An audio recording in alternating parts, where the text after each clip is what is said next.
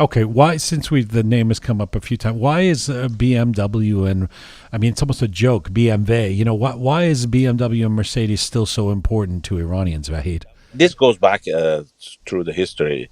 Mercedes and BMW were great before revolution in Iran. Their marketing was amazing, and they were status. I mean, look at the movies from those time. Wherever show somebody from the very rich family either driving a Mercedes S class or a BMW, and if somebody even close to the king and all, they were all driving these sort of cars or American big American cars. So it's implemented in the mind of every Iranian that this is what you need to have.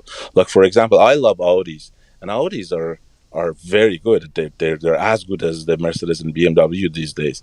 But a Persian, they don't like No Audis. status. Yeah, I wanted to get an Audi at one point, and yeah, my Iranian friends were like, "But why not a BMW then?" Or basically, Yeah, you know, I'm curious about that because surely Iranians are smart enough to know that an Audi is a prestige car too, or it can be a very if it's a very fine car. You but know what happened? I'm sorry, Vahid. yeah, sure.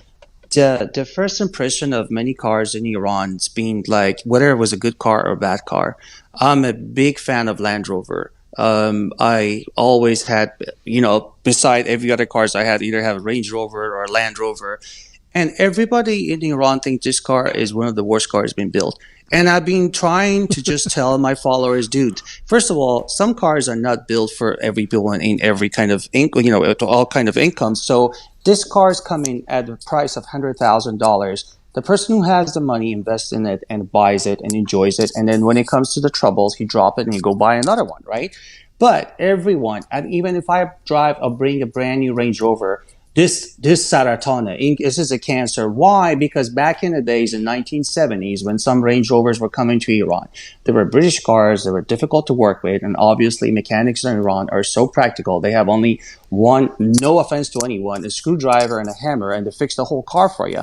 And of course, they couldn't figure it out. It was a very heavy car. It had a V8. So this is embedded in people's minds. Same thing about Jaguar. Every time we talk about Jaguar, blah, blah, blah, this is so much trouble. But they've come a long way. Those people, especially for North America, the North American market, it is a huge step up for Land Rover. Even BMWs, they were not as reliable. Why? Because there's a huge competition. So because simply I had a bad experience in Range Rover in 1978, so everything else came after is garbage. And I've been having an issue just telling these followers that, look, technology is changing. These companies are sold from one hand to another one. Land Rover was sold to BMW, then they sold it to Ford, and then Land Rover Jaguar was taken over by Tata, which is an Indian company.